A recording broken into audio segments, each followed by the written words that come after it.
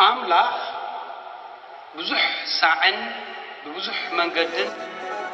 قدم نبوتاتنا ونبيات كيرو تزارو أبزن دحروت معالفتات قنا بتوراس كله زقبرو ون علم زفتر ودو غيرو تزاربنا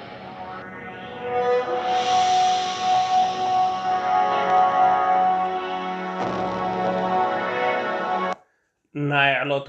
ኣብ ናይ ላቲን ቅዳሴ ዝንበብ ንባባት ቃል ኣምላኽ ቀዳማይ ንባብ ኣብ ቀዳማይ መልእኽቲ ጳውሎስ ናብ ሰብ ጢሞቴዎስ ምዕራፍ 4 ካብ ፍቕዲ 12 ክሳብ ፍቕዲ 16 መንሰይ ኢሉ ሓደ እኳ ኣይነዓልካ ግና ነቶም ኣመንቲ ብቓል ብኣካይዳ ብፍቕሪ ብእምነት ብንጽሕና እውን ኣርኣያ ኩኖም ኣነ ክሳዕ ዝመጽእ ቅዱሳን መጽሓፍቲ ንህዝቢ ኣብ ምንባብን ምስባኽን ምምሃርን ተጸመድ ነቲ ብቓል ትንቢት ብምንባር ኢድ መራሕቲ ቤተ ክርስቲያንን ዝተዋህበካ ጸጋ ሸለል ኣይትበሎ ብዛዕባ እዚ ነገራት እዚ ኣጸቢቕካ ትጋህ ንዓበይኻ ትኸይድ ከም ዘለኻ ኣብ ኩሉ ምእንቲ ክግለጽሲ ነዚ ነገር እዚ ኩለንተናኻ ወፊ ንገዛእ ርእስኻን ነቲ ትህቦ ትምህርትን ተጠንቀቕ ኣብኡ ጸኒዕካ ንበር ነዚ እንተገበርካስ ንርእስኻን ነቶም ሰምዑኻን ከተድሕኒኻ ካልኣይ ንባብ ካብ መዝሙር ዳዊት መዝሙር 111 ካብ ፍቕዲ 1 ክሳብ ፍቕዲ 10 ንእግዚኣብሔር ኣመስግንዎ ንእግዚኣብሔር ኣብ ጉባኤ ህዝቡ ብምሉእ ልበይ ከመስግኖ እየ ግብርታት እግዚአብሔር ዓብይ እዩ እቶም ብኡ ዝተሓጎሱ ኩሎም የሰንትንዎ ክብሩ ክቡርን ግርማ ዝመልኦን እዩ ጽድቁ ኸዓ ንዘለዓለም ይነብር እንተኣምራቱ ከምንዝክሮ ገበረ እግዚአብሔር መሓርን ርሕሩሕን እዩ ንዝፈርህዎ ምግቢ ይህቦም ንኺዳኑ ንዘለዓለም ይዝክሮ ንህዝቡ ርስቲ ኣሕዛብ ብምሃቡ ሓይሊ ግብሩ ኣርኣዮም ዝገብሮ ዘበለ ኩሉ ሓቅን ቅኑዕን እዩ ትእዛዙ ኩሉ እሙን እዩ ንዘለዓለም ዓለም ይነብር ብሓቅን ብቕንዕናን ዝተዋህበ እዩ ንህዝቡ ድሕነት ሰደደሎም ዘለዓለማዊ ኺዳን ከዓ ሃቦም ንሱ ቅዱስን ዘፍርሕን እዩ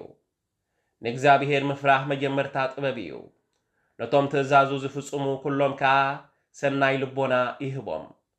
እግዚአብሔር ንዘለዓለም ይመስገን ሳልሳይ ንባብ ካብ ወንጌል ሉቃስ ምዕራፍ 7 ካብ ፍቕዲ 36 ክሳብ ፍቕዲ 50 ሓደ ካብ ፈሪሳውያን ንኢየሱስ ምስኡ ክበልዕ ሓተቶ ናብ ገዙ ኣትዩ ድማ ኣብ ማኣዲ ተቐመጠ ኖ ኣብቲ ማኣዲ ሓንቲ ሓጥእ ሰበይቲ ነበረት ኣብ እንዳቲ ፈሪሳዊ ኣብ ማኣዲ ምቕማጡ ምስ ፈለጠት ድማ ቅዱይ ቅብኢ ዝመልአ ብኣልባስጥሮስ ዝተሰርሐ ብልቃጥ ኣምፀት ብድሕሪኡ ኣብ ጥቓ እግሩ ኮይና እናበኸየት በቲ ንባዓታ እግሩ እናጠልቀየት ጀመረት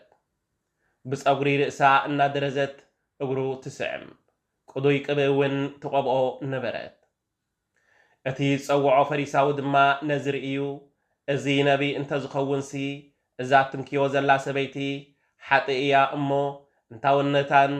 ከመይ ዝበለት ምዃና ምፈለጠ ነይሩ ኢሉ ብልቡ ሓሰበ ኢየሱስ ከዓ ስምዖን ዝብለካ ኣሎ ንበሎ ንሱ ከዓ መምህር ተዛረብ በሎ ንሓደ መለቅሒ 2 ሰብ ዕዳ ነበርዎ ኣብቲ ሓደ 500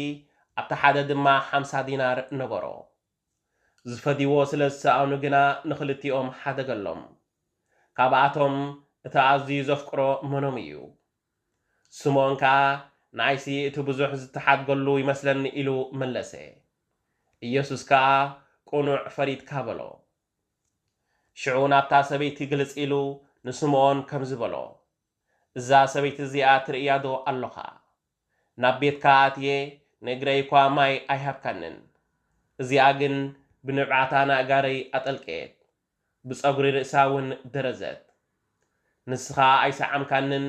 እዚኣ ግን ካብዛኣቱ ጀሚራ ኣጋረይ ካብ ምስዓም ኣይቋረፀትን ንስኻ ንርእሰይ ብዘይቲ ኣይቀባእካንን እዚኣ ግን ኣጋረይ ብቑዲ ቅብኢ ቀብአት ስለዚ ብዙሕ ዘፍቀረስ ንኣኣ ብዙሕ ሓጢኣት ተሓዲጉላ እዩ እብለካ ኣለኹ እቲ ሒደት ዝተሓድገሉ ግን ሒደት እዩ ዘፍቅር ንኣኣ ድማ ሓጢኣትኪ ተሓዲግልኪ እዩ በላ